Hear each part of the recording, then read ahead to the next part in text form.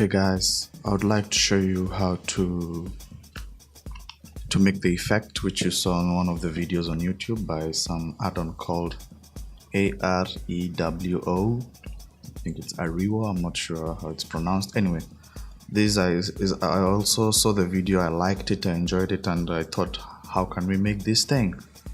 Looked for tutorials, there was nothing online, so I started my research. It has been over an year or two just searching for it.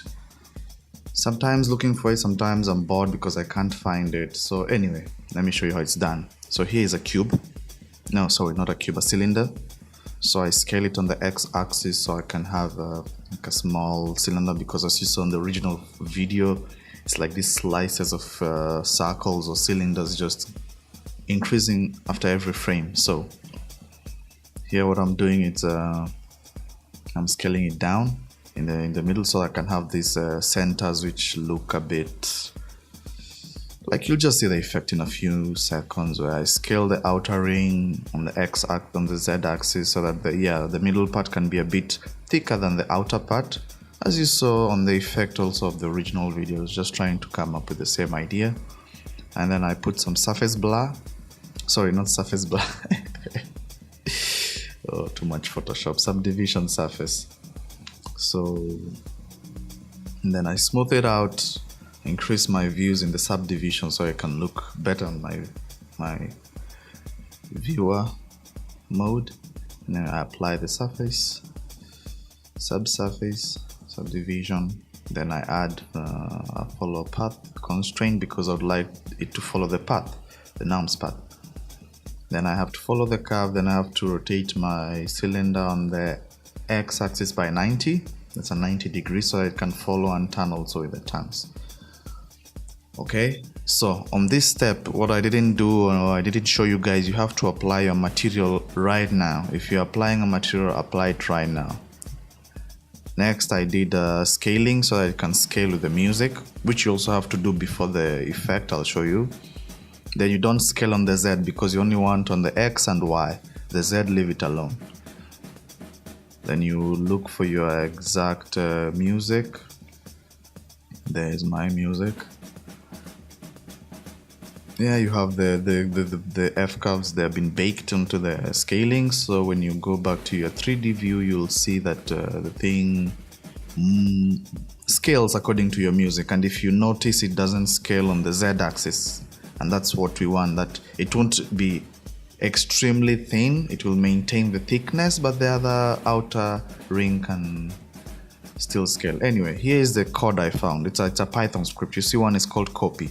The one is copy. I changed it because on one of the frames, on one of the lines here, there was that place, there was that percentage s +5, meaning it used to skip 5 frames when rendering. You'll just see when you'll get the code. I'll upload it. Then that was what I changed, because this is the original one, and if you look at the original file, yeah, here it is, +5. Yeah, so it used, and this is, if you see, it's the hidden render part. So it used to skip 5 frames all the time when I render. So I had to figure out, I've never done coding like Python before. So anyway, here I go to the add-on, which I already added. You have to select your cylinder. You have to, I'll give you the add-on, add it onto your, like, you know the things. There is it, futuristic. On the side here, you see the step and hold. On the hold, you want it to hold 100 frames or whatever frames you want. According to me, I have 100 frames on my timeline, so I chose 100 frames. Then this one means like each one frame, it will be duplicating one, as you can see. So meaning I have 100 of them, so it's just a thing of math. How many do you want in a number of frames? So as you see, mine bounces with the music. And yeah, and it bounces in each and every second, which is what I wanted. Anyway, so next step, what did I do? I think I went to the node setup, right? I wanted to show you how I applied the material, because according to the main video, you saw that in the middle, it used to bang with the emission, let's say, shader was moving also with sound, and it was growing from the center. So let me show you how I did it. I used a gradient PNG picture I made on Photoshop, just to have the white in the middle, and then as it feathers outwards, then it goes into dark, which I'll use it to interpolate my emission. So let me show you. Yeah, my settings are well. Excuse me. Yeah, now this is a node setup. Select one. Go to choose what I made already. It's a glass and emission effect. Select everything except the camera, of course, and then Control L. Then link all those files to link all the materials. Anyway, here's my setup. Let me zoom it in. You see there's the normal material output, the mixed shader, and then there's a glossy which has a 0% roughness, which should be put here 100% white, which is 1 everything. My emission shader is connected to my gradient image, which I told you I just made, then connected to my texture coordinate so that it can start from the middle. So let me show you the gradient, how it looks. If we open on my, here is it, the gradient JPEG. If you zoom out, you can see it's a gradient of white fading out into the dark. Back to the setup. If I give you a preview, you can see how it looks. In the middle it's shining, which is the effect as in the original video, that my color here is white, which you can mess around with it if you change your if you mix this with some colors. Anyway, you see the effect is working.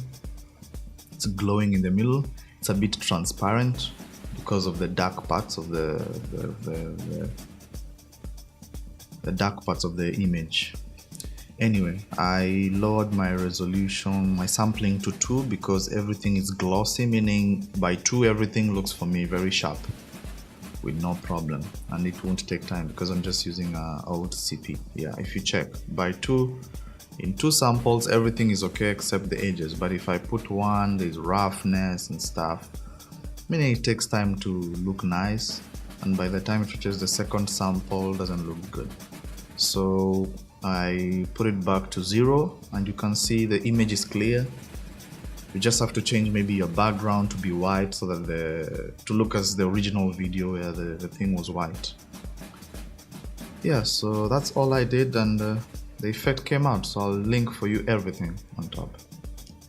The next thing is about the emission, so you can go bouncing with the music. So I just stepped it up to I think 5 to be a bit strong, let's say, yeah, in the middle.